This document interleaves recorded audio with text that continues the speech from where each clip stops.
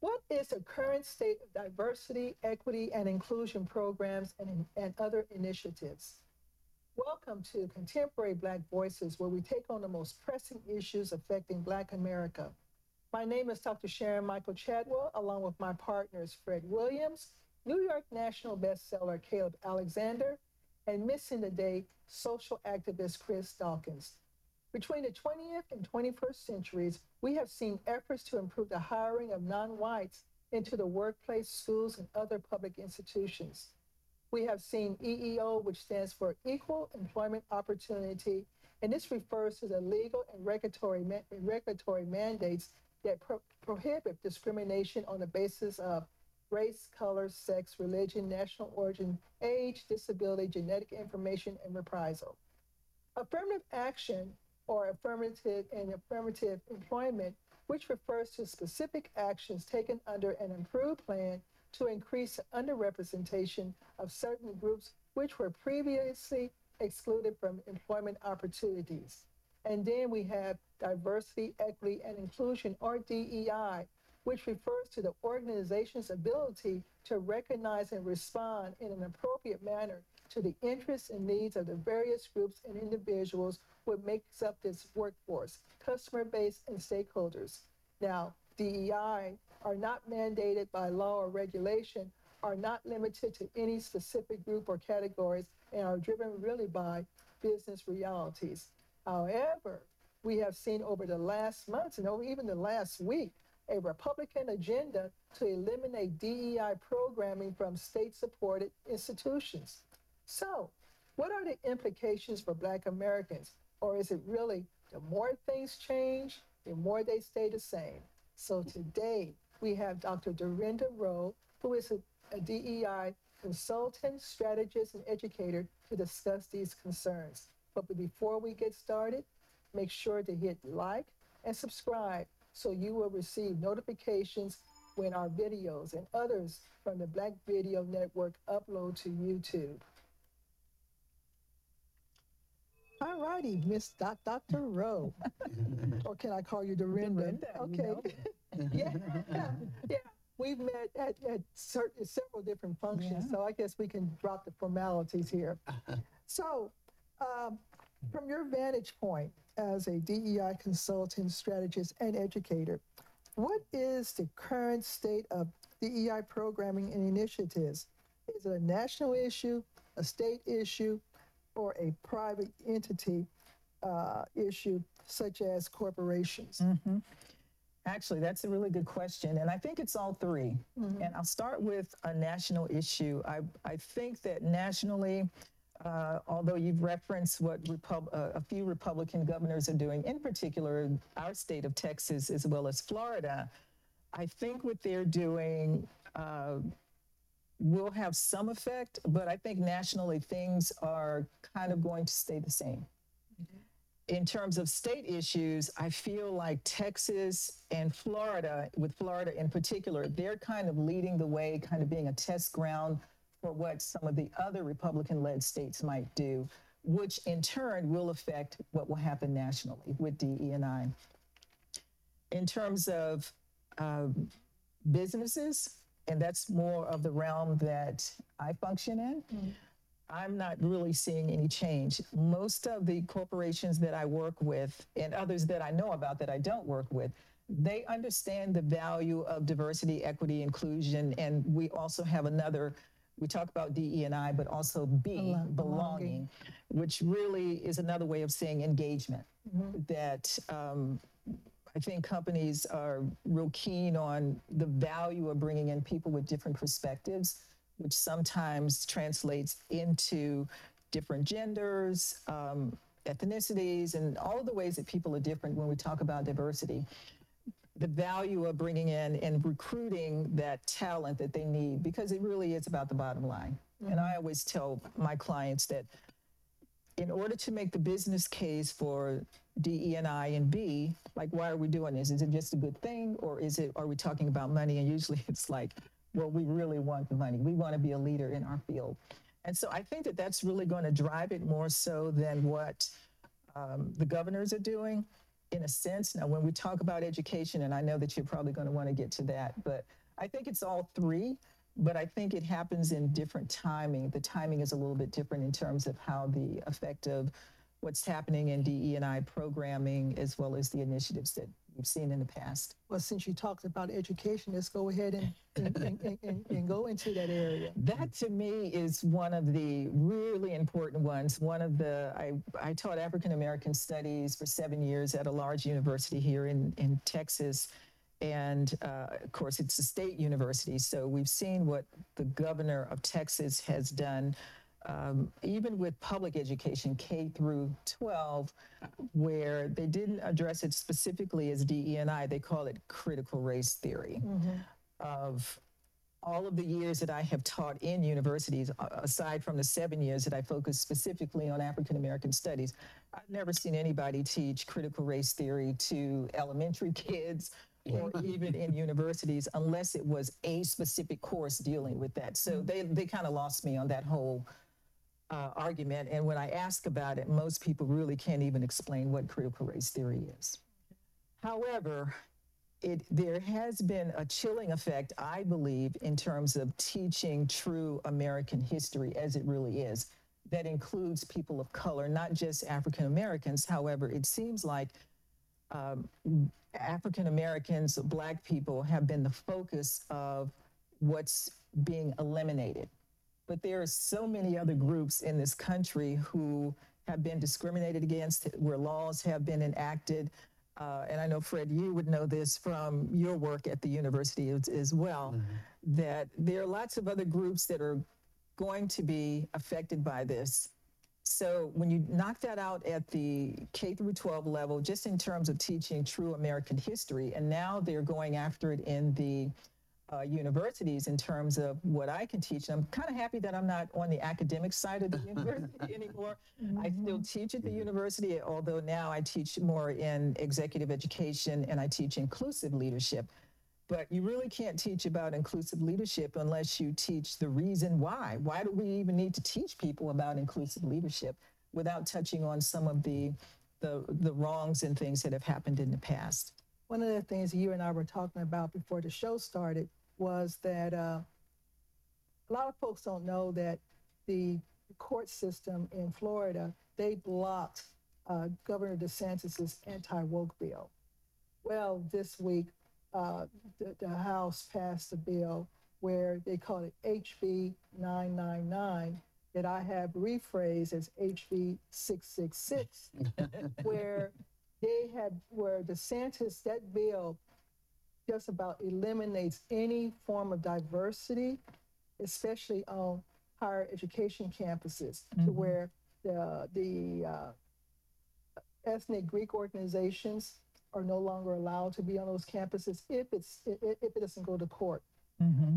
The centers for LGBTQIA, Black, Jewish, Hispanic, Asian, they're locking those down. They're also doing it to where DeSantis has assigned a special board to review faculty members' qualifications for teaching on those campuses. And one member was kind of like a member of a kids organization. And they also have a church minister. And so basically wiping out, and he wants the entire system, education system, to focus in on let me get it right, Western European history and literature. So my son has already given me the heads up. He says, Mom, this is going to go to the court, and the court will probably throw it back and block it as well. But there are implications behind actions like that. And if DeSantis becomes president of the United States, if he's already test driving these actions in the state, heaven forbid what he's going to do to the United States at large. So I guess the question now becomes, why are these Republican governors so adamant on eliminating these programs? Is it a sense of ignorance, madness? What's going on here? That's a really good question. Is it ignorance, madness, or what? I really, It's all of them. yeah, it is all of them.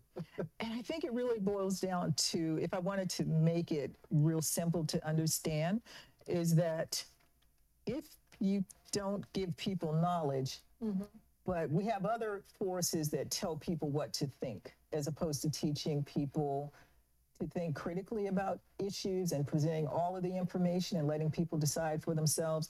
If we determine what I want you to know, then I can control how you vote. And so therefore, now we can control the country. So it's not just the president, but it's all of the other checks and balances that should be in place, that if everybody's in lockstep together, then I guess what we'll have to do is go back to the days of freedom schools where we're teaching our own. And I don't know what the other ethnicities might do, because it's not just us Right. that are being affected, it's other people as well. You know, one of the things that Chris has shared with us was that John D. Rockefeller helped set up the first General Education Board.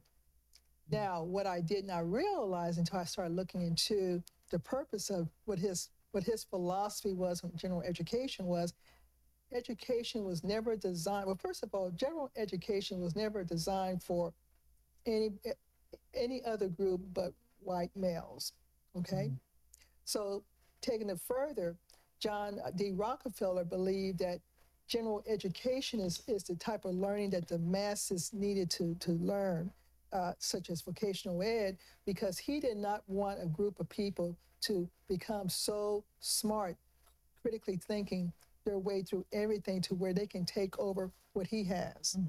So I'm almost thinking that there's been some backroom studying of the general purpose of education back in the day to what John D. Rockefeller was also saying, and how this lines with the general Make America Great agenda.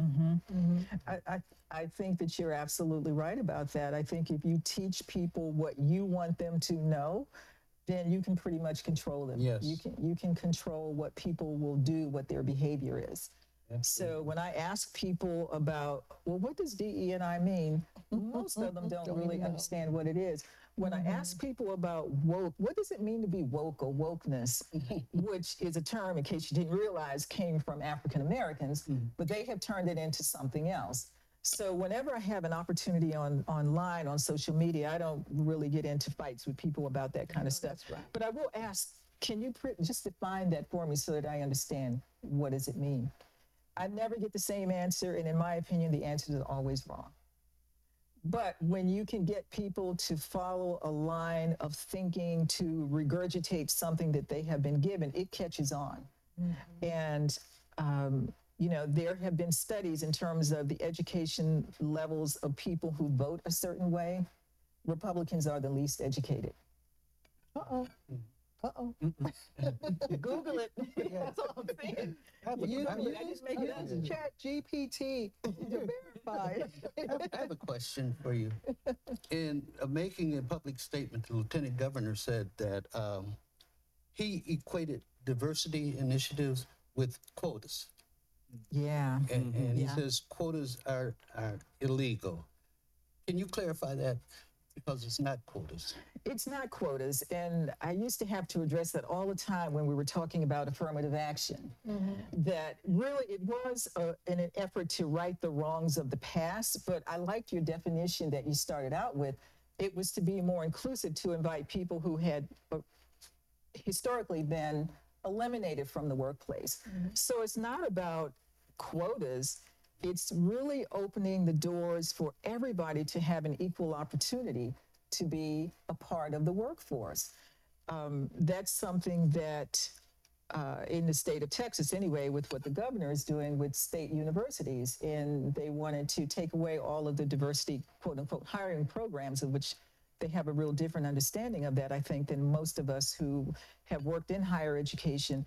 But then the other side of my experience with that, and I think this is coming next, and maybe I shouldn't say it to give them an idea, in terms of contracting. If you are wanting to have a contract with a state agency, you also submit a diversity program. How are you? What are you going to do in terms of bringing other people in if you get that contract?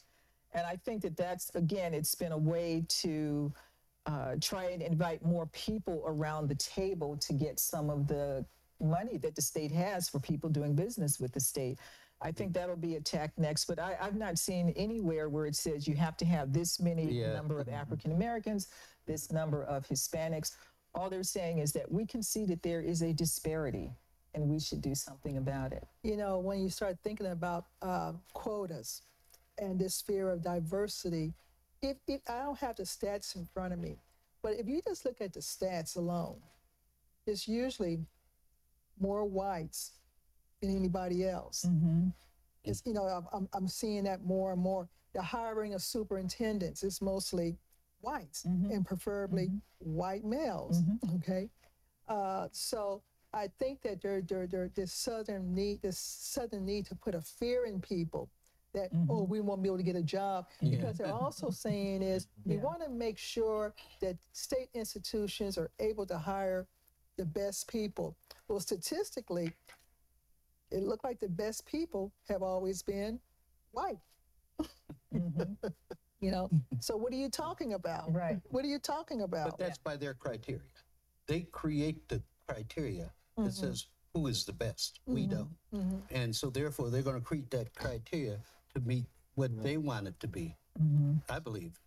At least that's been my experience. I agree with you there, Fred, but even with the criteria as they have established, there's still other people who rise to the top but don't get those jobs.